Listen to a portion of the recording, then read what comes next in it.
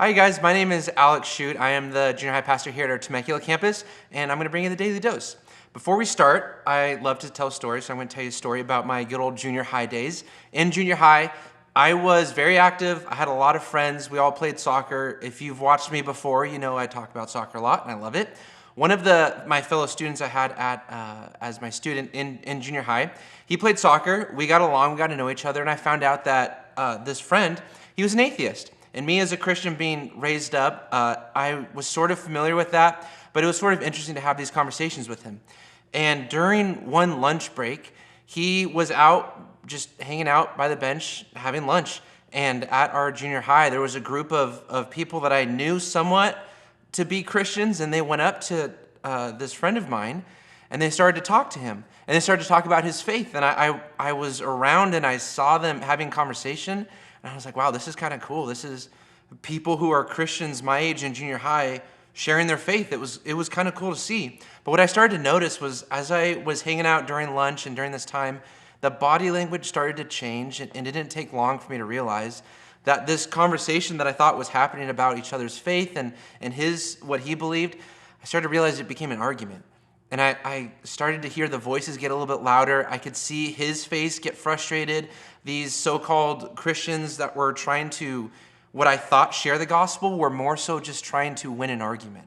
And I remember this memory so vivid, and it's ingrained in my brain because I saw how to love others, which I thought we were supposed to do. It was done poorly. And now that friend, I remember he left that conversation.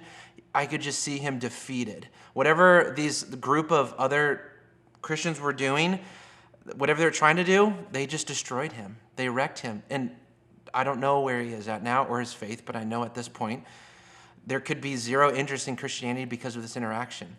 And so today we're going to go through John chapter 13, verses 34 through 35. And it says this: "A new commandment I give to you, that you love one another, just as I have loved you. You also are to love one another. By this all people will know that you are my disciples, if you have love for one another." So this is Jesus giving this new commandment, saying that if you and I are to share Jesus with other people, it's not going to be done by arguing. It's not going to be done by you trying to prove your point. If you and I are going to be disciples of Jesus, then we need to do what he says. We need to do what he commands. And you and I can't live this 1 foot in, 1 foot out of having favorites and loving on people that are easy, but not loving on people that it could be more difficult for us. I know we all have people we like and we don't like in our lives. But if you and I are going to be disciples of Jesus, it could be very easy for those people that we don't get along with to try to argue our point or try to win them over by facts and knowledge and bombarding them and making them frustrated. But we go back to Scripture and we see the commandment is very, very simple.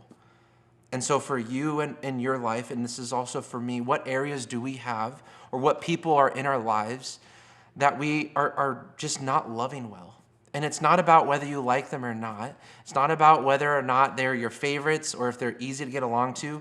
Jesus' commandment throughout all of Scripture is simple.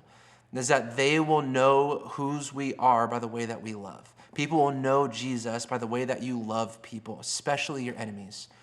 So today, this week in your life, what areas, what people in your life do you need to show love to, that you need to show grace to? Because we love people, we give grace to people because Jesus loved us first. We'll see you next time.